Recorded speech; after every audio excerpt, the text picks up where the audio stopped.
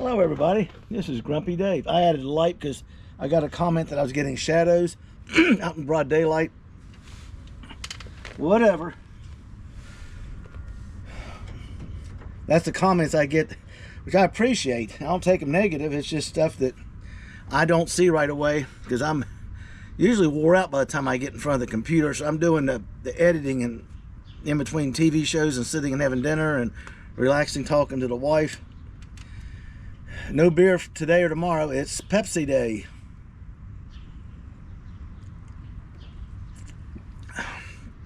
What is today? Monday, Tuesday. Wednesday, I take the pain pill for my back. I get really active, get a lot of work done.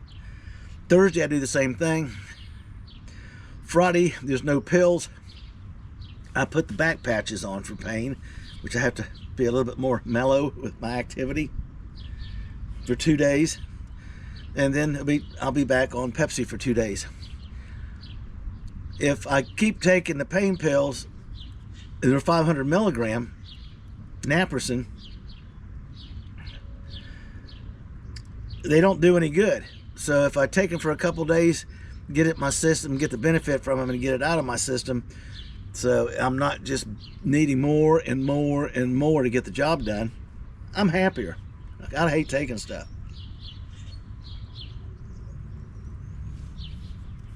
We get out of the rainy season and into the warmer weather. I should, by all accounts, be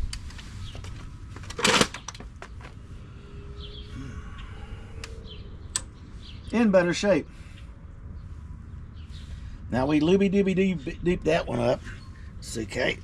And then we got these over here. We just rebuilt these on part 2.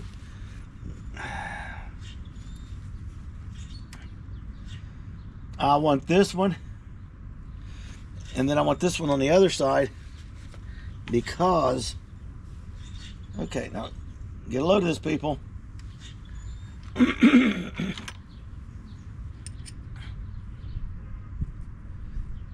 just snug that gently. The brake light goes in here. Is the same size brake line. Excuse me.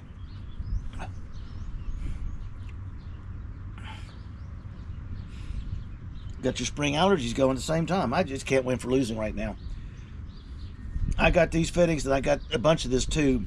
So after we rebuild this axle, before I paint it or do anything, I will go ahead and install this brake line and the rubber line that goes up, and it'll make a loop now because it's 6 inches, and go to the body mount.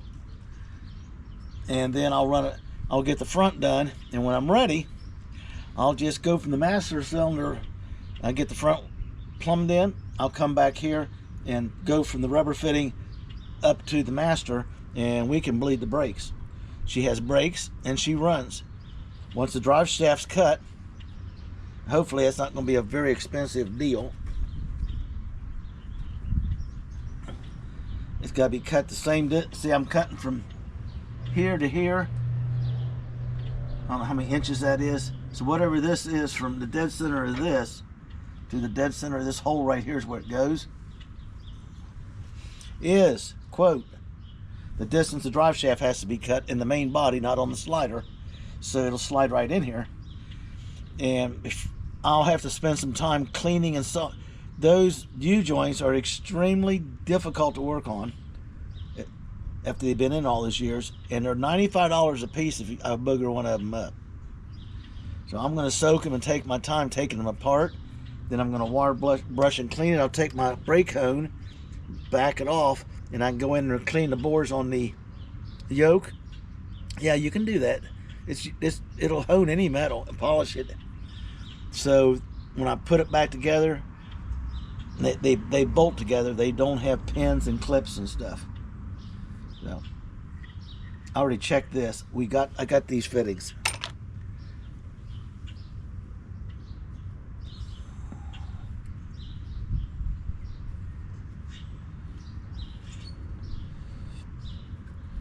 And I think I can run the brake line in one piece without any couplings. I haven't done that for a long time. Okay. goes in here. There's 2 notches for these 2 bolts.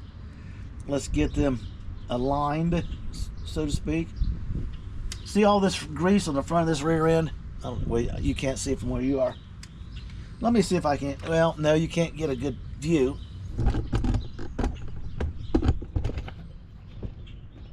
Now you can see it. That's slinging out the front seal and spraying out because the vent hole on the top of it on the driver's side is plugged up. I can't even find it. So this grease heats up. It expands. It gets gassy.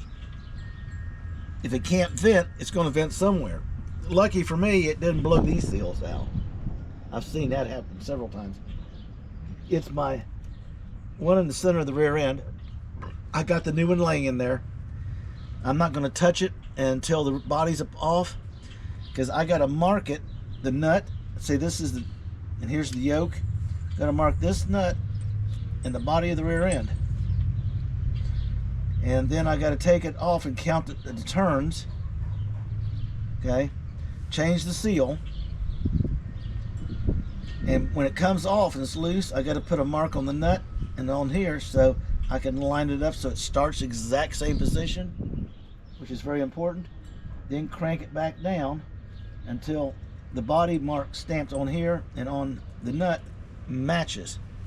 There's no torque setting on these because there's no crush, what they call a crush sleeve in there, which means if you over tighten it, you're going to put pressure on the pinion against the ring gear. Too little, it's going to chatter and eat into the ring gear or destroy the pinion. If you bust this puppy to try to knock that hub off it, which I've seen people do, there's a soft metal block in that rear end that this rides against for spacing with the bushing and the bearing in here.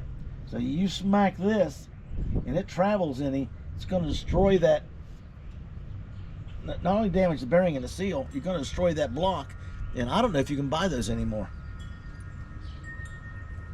So let's quit the talking and get to the working, okay, people? So this is the reason why I'm taking the steps I'm taking. Later I'll take a crowbar and stick it down against this plate, pop this shock off. That bolt is ready to come off of my fingers. Let them hang. I'm not going to worry about the top. You see, the sweet thing is I get to clean these and leave them, okay? And then we just move this forward right here, and these will just bend out of the way. And they'll still be working.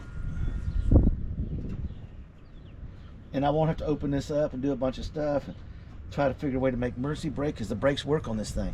Leave them alone. At least the mechanical brake worked on these things. I know these didn't. Okay, this goes in here.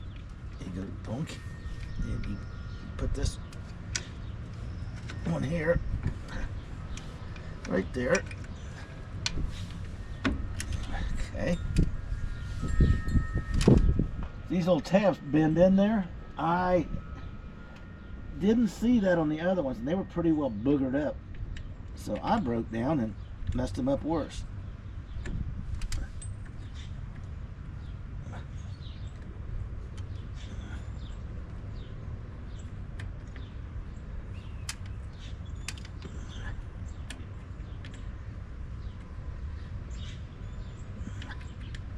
Come on.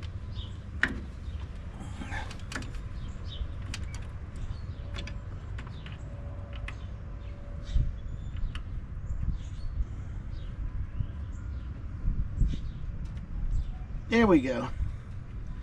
They got to be spot on to start, so don't get in a hurry. And you get one line up, it'll line up the other one. This adjustment bolt, this has got an eccentric. You can actually turn that nut, break this nut loose and turn that with a screwdriver the way they got designed, and adjust your brakes even more. Okay, I'm trying to show you how simple this is, not to freak out.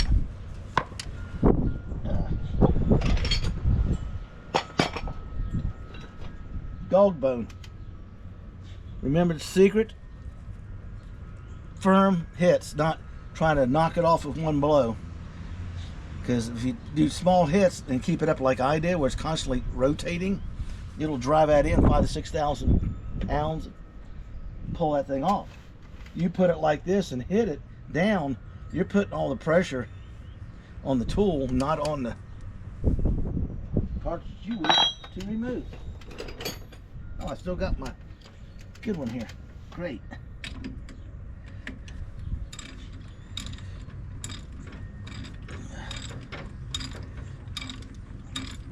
Now remember, there's little cups, the pistons inside of these. We had the little opening. I'll show you what's important about that in a minute.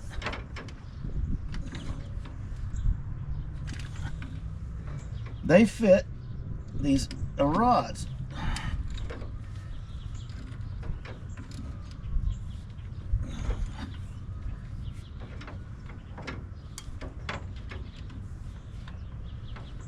Okay. I don't know why that socket works perfect on these and the other ones don't. Okay, I was going to. This is the piece that's right here. Remember the little ball on the cup side of those pistons? This rides inside of it. So when it expands, it pushes against this, pushes the brake drums, the back one, front one, and then it rotates the back one in place against the brake drums to stop you. Isn't that wonderful? Now, this spring here has a catch on of some kind. I'm trying to figure out what's going on with it.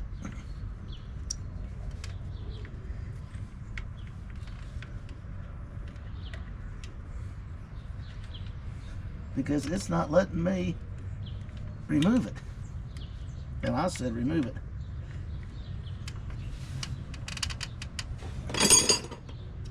I'm going to go get a pair of needle nose pliers and reach in there, because I can't put that back on. Yeah, I can.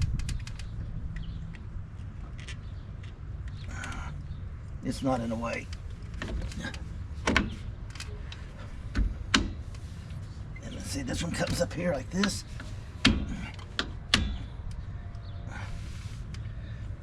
And then you get your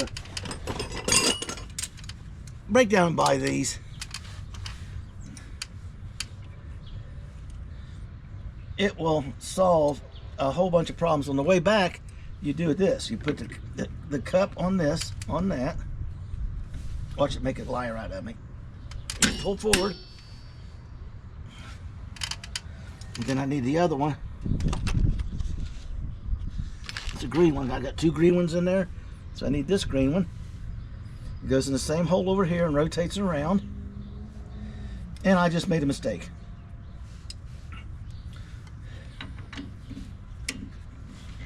Just realized it. Rotate that key around and it comes off. Don't forget the washer or this piece. It's designed to be there. And then we'll put the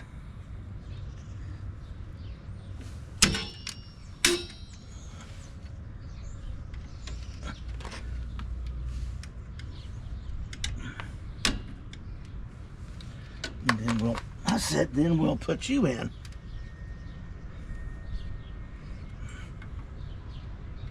Get in there. And then this goes this way. Same thing, reversed.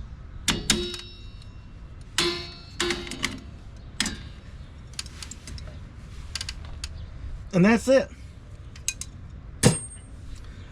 It's the same amount of work to put that in new as I just did with the rebuilt parts I rebuilt. And I didn't really rebuild them as per se. You're thinking about rebuilt, putting all new look.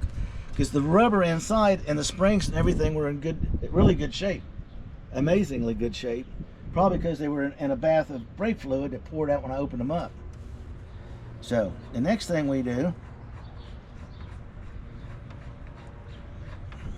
Now these babies here, has to be torqued somewhere between 200 and 275 pounds, and then line it up to the cotta key for the castle nut. So let's put the brake drum on. And we're going to turn the axle. I want the keyway up so I can watch this keyway up here.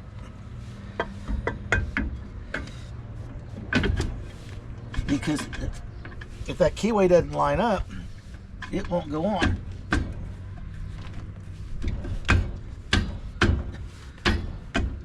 It's a little bit tight because I didn't back this side off like I did the other. Okay? If you back off that, I did it in the other one, I'll show you over there. I got to readjust the brakes anyway when I bleed them. You put the nut back on. See that hole right there? What I'll do is I'll get this tightened up snug as I can do it, and I'll get the tires back on it and let them gently sit on the ground so it can't turn. And then I'll get my grandson out here. He likes to torque stuff up. Reminds me of my younger days. Anything you want to grab. I was working at a place and guys get their propane tanks on their forklift stuck, crying the blues. I go and get a hold of it. If I could get my hand on it, I could break it loose. And there you go. Any comments? Let's hear them.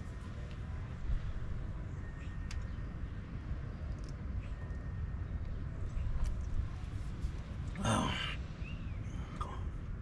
I think what we'll do next is we'll go right over to the other side. I don't need the slammer. I might need that. I definitely need that. And this. Well, yeah, and this. I don't need the impact yet to put the tire back on. I gotta get my grandson to charge the battery. He's got a fast charger for DeWalt downstairs on he used to work for me. He had a construction radio and had a built-in charger on it and a radio and everything. It was pretty cool. And he gave it to me out in the garage. I made him take it back in the house because when I'm in there painting and spraying, that radio looked like it was brand new. He buys nice stuff because that's the way my wife taught him to do, and take care of it. Don't buy the total top of the line. Come down just a little bit and then buy a really good rated product. And yeah, we got friends that's on their 4th living room suit, and the one we've got since for 11 years old looks like it just came off the truck, and it's a neutral color, so it still works real good. So, and we bought down just a little bit from the top of the line. The only top of the line we got is my recliner, and it's starting to show its age. But the bottom prop line is when I had my shoulder surgery for 3 months, I had to sleep in that thing sitting up, or at an incline. So, like and get ready, we're going to show you the other side real quick. And I'll move the lights, the post around over there. I already got the drum stuff laying here.